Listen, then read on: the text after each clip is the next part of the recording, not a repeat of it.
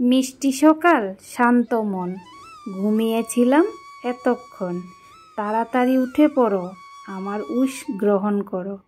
তো শুভ সকাল বন্ধুরা, কেমন আছো সবাই? নিশ্চয়ই ভালো আছো, আমিও ভালো আছি। তো প্রতিদিনের মতো আজকে আবারও হাজির হয়ে গেছি তোমাদের সামনে একটা নতুন ভিডিও নিয়ে। তো তোমরা প্লিজ স্কিপ না করে পুরো ভিডিওটা দেখতে থাকো, আশা করছি তোমাদের কাছে ভীষণ ভালো লাগবে। আর আজকে প্রথম শুরু করলাম আমি বৃষ্টি ভেজা সকাল দিয়ে। তো দেখতে পাচ্ছ বাইরে বৃষ্টি হচ্ছে, তো একটুখানি তোমাদের সাথে শেয়ার করলাম। অ্যাকচুয়ালি বন্ধুরা প্রচণ্ড গরম পড়ছিল, তো আজকে দুদিন ধরে বৃষ্টি হচ্ছে, সেটা দেখে তোমাদের সাথে শেয়ার না করে আর থাকতে পারলাম না। তো চলো এবার ঘরে যাই। তো ঘরে এসে দেখতে পাচ্ছি এখানে দেখো মেয়েটা কি করছে, পয়সা গুনছে। অ্যাকচুয়ালি বন্ধুরা মেয়ে পয়সাগুলো জমিয়েছিল, তো অনেকগুলো পয়সা হয়েছে। সেদিন আমি কাপড় চোপড় বের করেছি আর পয়সার যে থলিটা সেটাও বের হলো। মেয়ে দেখে বলছে পয়সাগুলো গুনবে, তো সে কারণে নিয়ে বসে গেছে। তো তোমরা হয়তো ভাবছো সকাল সকাল বেলায় পয়সা গুনতে বসে গেছে, পড়াশোনা নেই। অ্যাকচুয়ালি বন্ধুরা পড়াশোনা করে নিয়েছে। তো বৃষ্টি হচ্ছে দেখে আমি একটু ছাদে গিয়েছিলাম। তো মেয়ের পড়াশোনা হয়েছে, কিন্তু ঘরের এখনও কোনো কাজ হয়নি।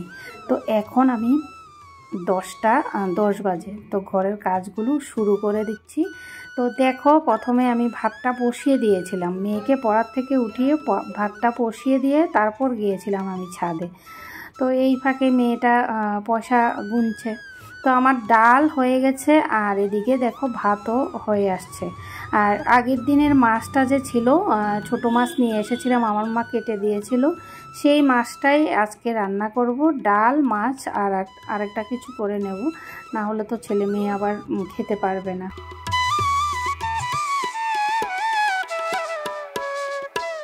আর এদিকে দেখো ঘরে কাপড় চোপড়ে ভর্তি। অ্যাকচুয়ালি বৃষ্টি হওয়ার কারণে কাপড়গুলো বাইরে শুকাতে দিতে পারিনি, সে কারণে ঘরেই এভাবে মেলে দিয়েছি। তো ফ্যানের বাতাসে মোটামুটি শুকিয়ে গেছে। তো মেয়ে তো এদিকে মানে খুব মন দিয়ে কাজটা করছে, দেখো গুনছে। তো যাই হোক মেয়ে গুনছে, এদিকে আমি কাজগুলো সেরে নিই একটা একটা করে, কারণ ঘরের কাজগুলো তো করতেই হবে, দেরি হোক বা তাড়াতাড়ি কাজগুলো তো করতেই হবে। তো স্কুল না থাকলে আমার রুটিনটা একটু এলোমেলো হয়ে যায়, আর স্কুল থাকলে মানে প্রতিদিনের একটাই রুটিন থাকে, সকালবেলা ছেলে মেয়েকে পাঠিয়ে তারপর ঘরের কাজগুলো গুছিয়ে নেওয়া। এতক্ষণে কিন্তু আমার রান্না বান্না সব কিছু মোটামুটি কমপ্লিট হয়ে যায়। তো যেহেতু ছেলে মেয়ের এক্সাম চলছে, মেয়েরও এক্সাম, তো এখন বন্ধ দিয়ে দিয়ে তো এক্সামগুলো হয়, সে কারণে ভাবলাম মেয়েকে একটু পড়িয়ে নিই, তারপর রান্না বান্না করব। যেহেতু আমরা দুপুরবেলাই খাই, সকালবেলা খাওয়া হয় না, তো সে কারণে আগে দিয়ে মেয়েকে পড়িয়ে নিলাম। পরিয়ে নিয়ে দেখো এখন আমি ঘরটা গুছিয়ে নিচ্ছি। এদিকে বাস রান্নাটাও হয়ে যাচ্ছে। তো মাছটাও কাটা আছে। অ্যাকচুয়ালি আমি ওই দিন 500 মাছ এনেছিলাম, হাফটা রান্না করেছি আর হাফটা রেখে দিয়েছি। একসাথে তো এতগুলো মাছ খাওয়া যায় না, তো সে কারণে এখন ফ্রিজ থেকে বের করে নিলাম। তো যাই হোক আমি এদিকে ঘরটা গুছিয়ে নিই।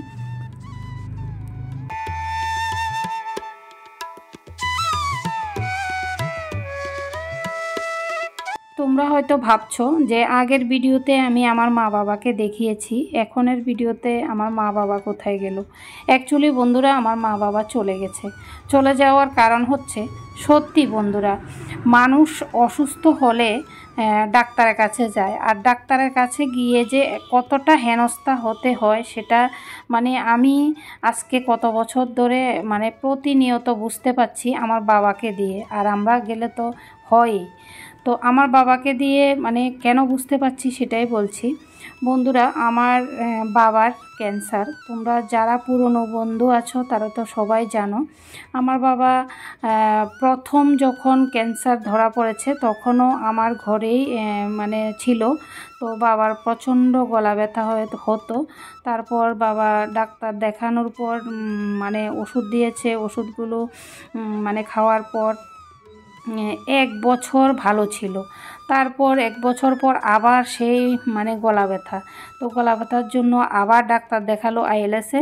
আমার বরে নিয়ে গিয়ে দেখিয়েছে, বর ছুটিতে ছিল। তো দেখানোর পর মানে ধরা পড়লো যে পরীক্ষা নিরীক্ষার পর গলাতে নাকি ক্যান্সার। তো এটা শুনে তো সত্যি আমাদের মন এতটা ভেঙে গেছে, মানে আমরা ভাবতেই পারিনি যে আমার বাবা এত বড় একটা রোগের মানে শিকার হবে।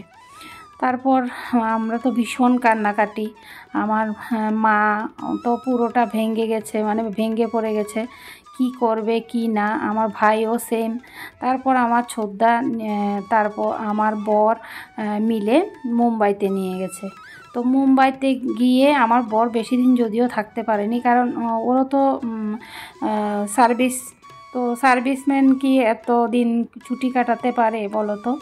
তো যার কারণে আমার বর 7 দিনের মতো ছিল ওখানে থেকে। তারপর ওখানে গেলে না কি হয় বলো তো, ওরা বারবার চেক আপ করবে, এ করবে সে করবে, মানে পরীক্ষা নিরীক্ষা করতে করতে অনেক দিন চলে যায়। এমন করতে করতে 1 মাস হয়ে গেছে। তো আমার বর তো 1 সপ্তাহ থেকে চলে গেছে মানে ওর জবের এখানে, আর আমার ছোদ্দা আর বাবা ছিল ওখানে। কিন্তু থাকার পরও কোনো কিছুতেই কিছু হচ্ছে না, শুধু ওরা পরীক্ষা নিরীক্ষাই করছে। এর মধ্যে চেনা পরিচিত লোক লাগে, তো চেনা পরিচিত লোক তো কেউ নেই। তো সেই কারণে বাবা বলছে না আমি থাকবো না, আমার মৃত্যু হলে আমি বাড়াতেই হবে, সেটাই আমার বেস্ট হবে। এই কথা বলার পর আমরাও ভাবলাম যে না ঠিকই আছে, কারণ বাবা ওখানে গিয়ে আরও বেশি অসুস্থ হয়ে পড়েছে। তারপর এসে পড়েছে বাড়িতে আসার পর আমাদের ত্রিপুরাতে আবার ক্যান্সারের মানে পরিষেবাটা খুবই ভালো। তো সে কারণে আমি এই কারণেই বলছি, কারণ আমার বাবা আজকে 6-7 বছর ধরে খুবই ভালো মানে পরিষেবা পাচ্ছিল। কিন্তু এবার মানে কিছুদিনের মধ্যে এতটা পরেশানি হচ্ছে, এতটা হেনস্থা হতে হচ্ছে, মানে যা বলার মতো না। সত্যি দিন দিন যে মানে হসপিটালের নিয়ম কানুন অনেক কিছু পাল্টাচ্ছে, সেটা মানে প্রতিটা মুহূর্তে বুঝতে পারছি। ভীষণ কষ্টও লাগছে, কারণ বয়স্ক মানুষ এত দূর থেকে জার্নি করে আসে, এত ঘন্টার রাস্তা। এর মধ্যে আমার বাবার শরীরটা তো দেখলে কীরকম। তো এমন অবস্থায় এত জার্নি করে এসে আজকে না কালকে না পরশুদিন এমন বলে বারবার করে মানে হেনস্থা করছে, এটা দেখে না সত্যি ভালো লাগছে না।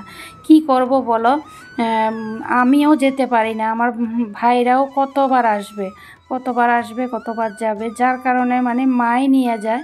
তো মা বাবা একসাথে যায়, গিয়ে ভাবলো যে দেবে, ডাক্তার বলেছে দিতে। তো মানে ডাক্তার বলেছে ঠিকই, কিন্তু আজকে এটা কালকে ওটা এমন করতে করতে সারা দিন হসপিটালে গিয়ে কাটিয়ে তারপর আসে। তারপর যদি কাজটা হতো তাহলে ভীষণ ভালো লাগতো, কিন্তু তারপরও কাজগুলো হয় না। তো এমন করতে করতে মানে কি আর বলবো, বাবা মা আগের দিন এসেছে, পরের দিন সারা দিন গিয়ে হসপিটালে থেকে কোনো কাজ হয়নি। তো বাবা মা চলে গেছে। এর মধ্যে আমার ছেলে মেয়ের এক্সাম চলছে। বাবা মা বলছে যে মানে থাকলে ছেলে মেয়ে পড়াশোনা করবে না, কারণ আমার বাবা আবার এসব ব্যাপারে খুবই পজিটিভ, মানে বাধ্য হয়ে আসছে, সেটাই হচ্ছে ব্যাপার। যদিও আমার ভাই আছে, ভাইয়ের ওখানে যায়, কিন্তু এরপর আমি আমার হাজব্যান্ড বারবার বলি যে আমার এখানে আসতে, যেহেতু আমি একা থাকি। তো মা বাবাও ভাবে যে আমি একা থাকি, যদি আসি তাহলে মানে যদি মা বাবা আসে তাহলে আমার মনটা একটু বড় হয়, ভালো লাগে। তো সে কারণে এখানে আসে। তো যাই হোক, এই যে হেনস্থাটা হচ্ছে এটা দেখে সত্যি ভালো লাগছে না, কি আর বলবো।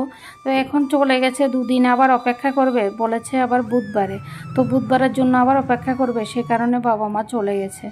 তো আবার বুধবারে আসবে, বুঝতে পারছো মানে কি একটা মানে যন্ত্রণা, বলে লাভ নেই। বুধবারে না, মঙ্গলবারে আসবে। কারণ হচ্ছে বুধবারে যদি এসে সঙ্গে সঙ্গে যেতে পারবে না হসপিটালে, কারণ বাবার শরীরটা প্রচণ্ডই উইক, মানে প্রচণ্ড সেবার যত্ন করছে, যার কারণে আমার বাবা এখনও অবধি সুস্থ আছে। জানো তো বন্ধুরা, বাবা একসাথে খেতে পারে না, একটু একটু করে মানে লিকুইড করে করে তারপর খায়। আর মানে মশলা তো কোনো মশলাই খেতে পারে না, একদম হালকা হালকা মশলা দিয়ে তারপর তরকারি বানিয়ে খায়, তাও ঝোল ঝোল করে, না হলে ডাল, না হলে দুধ, এগুলো লাগে। সত্যি বন্ধুরা, যারা মানে ক্যান্সারের মানে রুগী আছে ঘরে, তারাই বুঝবে একটা ক্যান্সারের রুগীকে কতটা সেবা মানে করতে হয়। এর মধ্যে গলাতে হলে খাওয়া দাওয়া করতে পারলে একটা ব্যাপার, খাওয়া দাওয়া না করতে পারলে কতটা কষ্ট, সেটা আমি আমার বাবাকে দেখে আজকে কত বছর ধরে বুঝতে পারছি। শুধু আমার বাবা না, আমার শ্বশুরমশাইও সেম একই রোগে মারা গেছে। তো আমার শ্বশুরমশাই ধরা পড়েছে একদম লাস্ট মোমেন্টে, মানে চিকিৎসার কোনো সুযোগে পাইনি, যার কারণে আমার শ্বশুর বেশি দিন আর মানে বাঁচাতে পারলাম না। তো যাই হোক, বাবা মা থাকলে যে মাথার উপরে কত বড় ভরসা, সেটা সত্যি যাদের মা বাবা নেই তারা বুঝতে পারে যে মা বাবা থাকতে কীরকম আর না থাকলে কীরকম। তো যাই হোক, আজকে এই কথাগুলো আমি তোমাদের সাথে শেয়ার করলাম, কারণ ভীষণ খারাপ লাগছে। বাবা মা দেখো কতবার করে আসছে যাচ্ছে, বয়স্ক মানুষ এতবার করে আসছে যাচ্ছে, সেটা দেখে ভালো লাগছে না। তো সে কারণে আজকে তোমাদের সাথে শেয়ার করলাম। ডাক্তারের কাছে আমরা যাই, ডাক্তারকে আমরা ভগবানের পরে মানে ডাক্তারকে আমরা ভগবান মানি, আর ওখানে গিয়ে যদি এমন হেনস্থা হতে হয় তাহলে আমরা কি করে বাঁচবো বলো তো বন্ধুরা, আমরা কি করে চিকিৎসা হব? তো যাই হোক, অনেক কথাই বললাম। সত্যি বন্ধুরা, তোমরা প্লিজ প্রে করবে আমার বাবা যেন সুস্থভাবে আরও কিছুটা দিন বাঁচতে পারে, কারণ বাবা না থাকলে যে কতটা কষ্ট সেটা মানে কি বলবো আর। তো যাই হোক, আজকের ভিডিওটা অনেক কথা বলেছি, অনেক বড় করে ফেলেছি বন্ধুরা, কারণ কথাগুলো বলতে বলতে অনেকটা সময় লাগে, সে কারণে। তো এখন দেখো, তোমাদের সাথে কথা বলতে বলতে আমার রান্নাঘরের কাজ, সমস্ত কাজ কমপ্লিট হয়ে গেছে। এখন স্নান টান করেও এসে পড়েছি, আর মেয়েটা এদিকে দেখো স্নান করেছে আজকে নিজে নিজে। তো এদিকে দেখো খাবার দাবার মেয়েটা নিয়ে যাচ্ছে, আর মেয়েকে বললাম যে তুই তো মাথাটা ঠিক করলি না, এদিকে আয়। মেয়ে বলছে না এখন লাগবে না। তো ওদের অনেক বকাবকি করে আনলাম, এনে মাথা চুলগুলো আশ্রয় দিচ্ছি, আর মেয়ে দেখো এদিকে ক্রিম দেওয়া শুরু করে দিয়েছে। বলছে মা তুমি ক্রিম দিয়েছো, আমিও দেবো। এই কথা বলে দেখো মানে প্রচণ্ড, চুল যখন ঠিক করবো না তখন মেয়েটা প্রচণ্ড নাড়াচাড়া করে, কি আর বলবো। তো যাই হোক, আজকের ভিডিওটা আর বাড়াবো না বন্ধুরা, এখানেই শেষ করব। তোমাদের কাছে কেমন লেগেছে ভিডিওটা অবশ্য কমেন্টে জানাবে, আর আমার বাবার জন্য বেশি বেশি করে প্রে করবে। সত্যি বন্ধুরা, মনটা ভীষণ খারাপ লাগছে, কারণ বাবা মা আসে আবার এত কষ্ট করে চলে যায়, মানে এটা ভালো লাগে না। সত্যি যদি কাজ হতো তাহলে তবুও মনটা শান্তি লাগতো, কারণ বাবা হঠাৎ করে খাওয়া দাওয়া বন্ধ হয়ে গেছে, এখন রে বা কেমো না দিলে হবে না, সেই কারণেই এসেছে। তো যাই হোক, টাটা বন্ধুরা, বাই বাই, ভালো থাকবে।